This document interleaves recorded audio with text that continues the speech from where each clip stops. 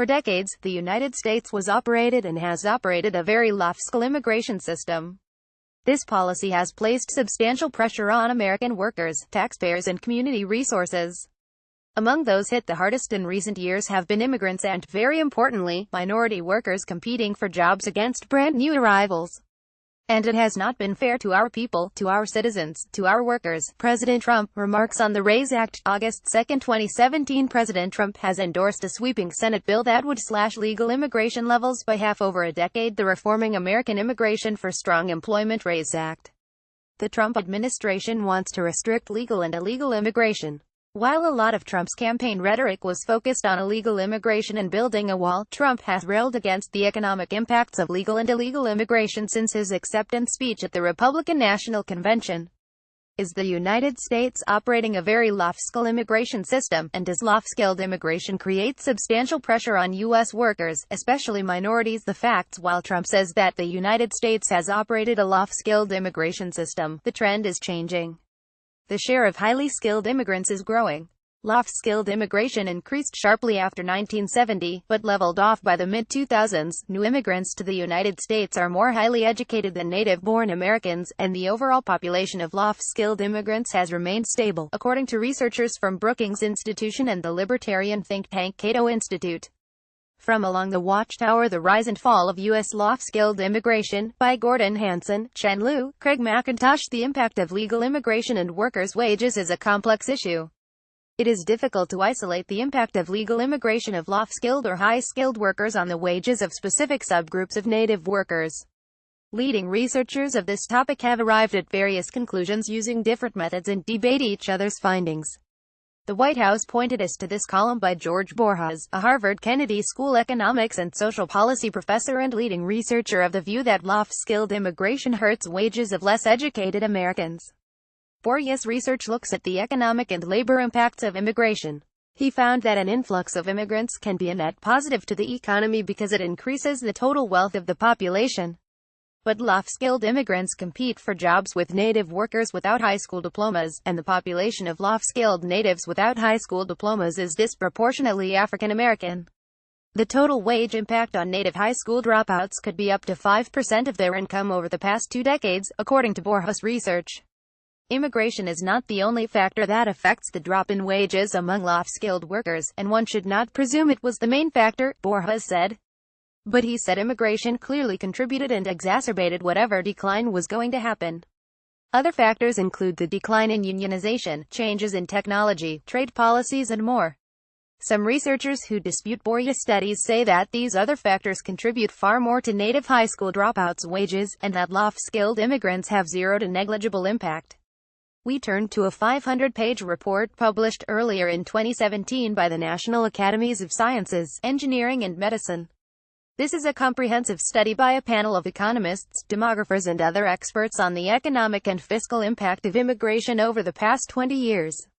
Overall, there is no evidence that immigration depresses wages or employment of natives, according to NAS researchers.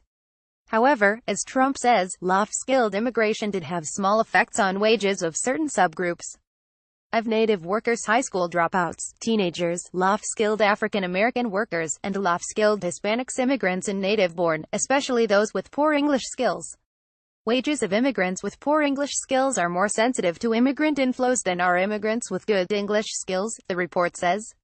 These groups experienced somewhere between zero and modestly negative impact in the short term. Over a period of 10 years or more, the impact of immigration on wages of native-born workers is very small, and not enough to account for stagnant wages within those groups, according to the researchers. Trump said low-skilled immigration placed substantial pressure on American workers, taxpayers and community resources. The NAS report found that low-education immigrants cost taxpayers in the 1990s, but that cost has been shrinking relative to native-born Americans. As we previously noted, first-generation immigrants are more costly to the government, but descendants of immigrants are a net positive for the states in general. Over time, their descendants contribute enough taxes to balance out the costs of the earlier generation.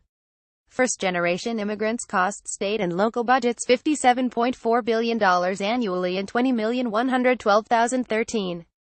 But second-generation immigrants create a benefit of $30.5 billion annually. The NAS report also found that, in the long run, immigration, both high and low-skilled, is a net positive to the U.S. economy.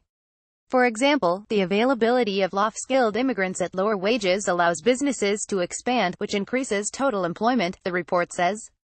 The report found that over 75 years, each immigrant represents $259,000 in net present value for federal, state and local governments.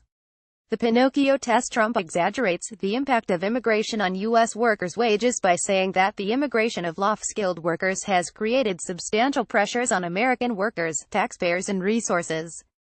Over time, immigrants are a net positive to the U.S. economy. As Trump noted, there are subgroups of low-education low-skilled native workers who are affected by the influx of low-skilled immigrants. But this needs context. The NAS report found between negligible and modestly negative effects of low-skilled immigration on the wages of those subgroups of native workers, and not enough to create stagnant wages among those groups. Moreover, immigration is not the only factor that contributes to lower wages among those subgroups of workers.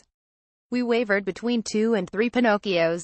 Trump's claim is a mix of statements that are outdated. For decades, the United States was operated and has operated a very low-skill immigration system, exaggerated substantial pressure on American workers, taxpayers and rooted in research among those hit the hardest or minority workers or immigrants. His over-the-top rhetoric, which is more hyperbole than fact, pushed his rating to 3 Pinocchios. 3 Pinocchios about our rating scale. Send us facts to check by filling out this form. Keep tabs on Trump's promises with our Trump Promise Tracker. Sign up for the Fact Checker weekly newsletter. Do you rate this claim as true or false? More Pinocchios for false, fewer based on your opinion of the statement's truthfulness. The checkmark means you think the statement is true, not that you agree with the rating. We need to verify that you are an actual person. This is a non-scientific user poll. Results are not statistically valid and cannot be assumed to reflect the views of Washington Post users as a group or the general population.